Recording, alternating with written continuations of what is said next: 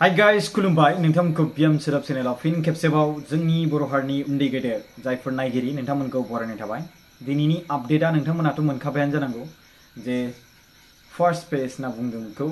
BTR गभर्नमेन्टआ जे 201 सुबुंफोरनि जि मार्टियार्स जानाय बिथांमोननि जि लिस्ट बानायनाय बेखौ लिस्टखौ होबाय। एक्चुअली नोंथांमोना आंनाव लिस्टखौ बिनो हागौ खिन्थु आंनावहाय लिस्टआ गैया दै बेखौ आं गोसोआव माने नोंथांमोननो खोन्थाना लाखाबाय जे नोंथांमोना खायसे बुंहरनो हागौ आदा लिस्टखौ हरलाय दिनैनिखौ आरो बिहरदोंमोनबो गोबाङानो आरो बे भिडिअखौ नायखांनायनि उनाव बिहरनोबो हागौ बेनिखायनो आं बुंनाय थाबाय रायजो राजाफोर आंनाव लिस्टआ गैया खिन्थु 201 सुबुंफोरनो होनाय जाबाय आरो सेकेन्ड फेज ओंखारबावगोन आरो बेबायदिनो फेज ओंखारलांगोन। गोजोननाय मोन्दों जे बिटिआर जे सरकार बे खामानिखौ मावफुंलांनायनि थाखाय नङाबा गोबां सुबुंफ्रा बिथांमोनखौ बुंदोंमोन जे मानो दासिमबो होआखै न'खरफोरनि जि मार्टियार्सफोरनि जि फैसा मोननो गोनां बे रांखौ मानो होआखै एनटेन बुंदोंमोन। एक्चुअली आं बे बाथ्राखौ बुंनो सानदों कि हाग्रामा महिलारि सारनि दैदेननायाव बै समावनो जाफुंनांगौमोन बेफोर खामानिया मानो होनबा मुंख्लं जानाय सुबुंफ्राथ' बेसेबांबा गोबाव जाबाय नङा होमबा दिनै बिराद गोबाव जाबाय एकर्ड जानायनि उनाव 17 बिटिसि एकर्ड जालांबाय 17 इयार्स जालांबाय बिथांमोननि गेजेरावनो मोननांगौमोन। स' आं बेखौ बुंगोन फिन खेबसेबाव जे जोंनि बर' हारिनि गोबां सुबुंफोरनि जिउ गोमादों मुभमेन्टआवहाय बैसोर सुबुंनि साफ्रोमनिबो न'खरनि जि सोद्रोमाफोर बिथांमोना बे रांखौ मोनगोन आरो मोननांगौ आरो बेखौबो आं बुंनो सानदों फेक जि मोनसे मा होनोमोनलाय मुंख्लं मार्टियार्स लिस्ट बानायनो नाङा माब्लाबाबो आं खोनानो मोन्दों दाख्लैबावहाय एसे गोबावनो जाबाय दे बियो खायसे सुबुङा माने मार्टियार्स जाबाय रुंसारि जाबाय ओमफ्राय बेखौ नामखौ होफादों आरो ना ओमफ्राय बैसागु मोसाफालायलायनो मोन्दों जाहैदों बिथांजों बेबायदि फेक बानायदों ओमफ्राय उनाव मानसि नामा बेनो आरो लोगोसे रुंसारि मानसिया जायाखै बैसागु मोसालायबावदों। स' बेबायदि खायसे सुबुंफ्रा फेक लिस्ट बानायदों आरो ना बेफोरनि इनकुरि खालामनायावनो गोबां सम लादों खोमा आंनिबा ओंखायनो लेट फोसावनाय जादों। दिनै गमामायैनो बिटिआर सरकारा खमावबो 201 सुबुंनो होग्रोबाय आरो सेकेन्ड फेज ओंखारगोन बिदिनो थार्ड फेज ओंखारनो हागौ ना सेकेन्ड फेजआवनो फोजोबनो नागिरो बिथांमोनहा बे बिथांमोननि सायावहाय नाथाय मोनगोन बेखौ जों मिजिं थिहरो आरोना। थेंक इउ आरो लोगोसे बे भिडिअखौ अननानै बयनिसिमबो फोसावना होबानो जाबाय बिथांमोननि न'खरनि सोद्रोमाफ्रा जायफोरहा मार्टियार्स बा मुंख्लं सोद्रोमाफोर दं बिथांमोना जाहाथे इनकुरि खालामना लायो जे बिथांमोननिया थालांदों नामा आरो बिथांमोननिया दिनै मोन्दोंमोन नामा ना खिजान सोरबासो थगायना जाबाय नामा जे बिथांमोननि न'खरनि सोद्रोमानि मुं नाथाय सोरबा बिथांनि फेमिलिनि जाफ्लानानै बै रांखौ लांफैदों नामा। स' खबर लालायलाय बैफोर खबरखौ ला लिस्टफोरखौ ला आरो बिनि गेजेराव मोजाङै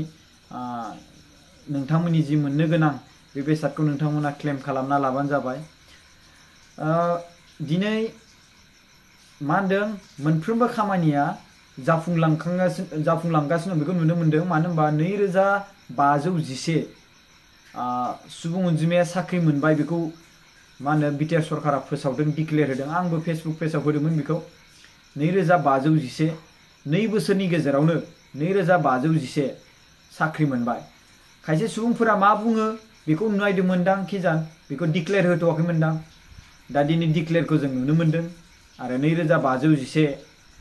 जे सुबुंनो साख्रि होबाय बेखौ जों नुनो मोनबाय आरो बे नंखायबो नङा बे नंगौ मानो नङा होमबा सरकाराथ' बेबायदि फेक डिक्लेयार होनो हाया नङा होमबा दा खायसे सुबुंफ्रा बेफोरखौ फेक बायदिसिना होननानै कमेन्ट होनानै खायसे सुबुंफोरनि गोसोफोरखौ ब्लाइन्डलि बायदिसिना खालामनो हागौ नाथाय बेफोरबायदि नङा बेफोर सैथो खोथा आरो सैथोयै साख्रिखौ होदों आरो बबे डिपार्टमेन्टआव होदों बेफोरखौ नोंथांमोनहा नुनो मोनगोन आरोना। आरो दा एडभार्टाइजमेन्ट ओंखारबावबाय आरो बेबायदिनो ओंखारलांबावगोन होननानै मानगोनां बिटिआरनि मावफुंगिरि मा होनो बिटिआरनि चिफ हनेबोल जाहा प्रमद बर' सारा बुंनानै होबावदों माखासे मिटिंफ्राव जे माखासे एडभार्टाइजमेन्ट आरो ओंखारबावगोन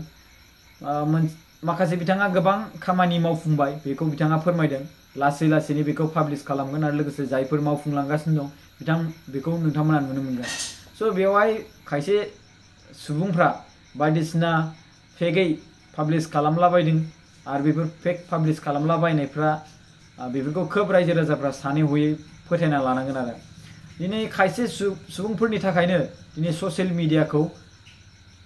नंखायबो फोसावनाय हिसाबै गनायनो लाहांलांगासिनो दङ। बिनिखायनो खोब होसियारै नोंथांमोना सैथोयै फोसावग्रा चेनेलखौ फल' खालामना लाबानो जाबाय आरो बिनि गेजेराव जुदि फल' खालामना लादोंब्लाबो खोब मोजाङै इनकुइरि खालाम मोजाङै बिजिर आरोना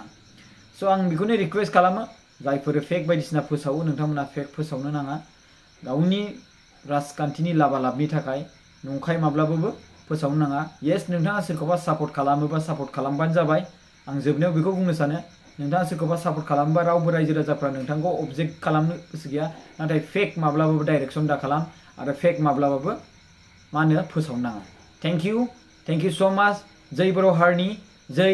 खुलुमबाय थेंक इउ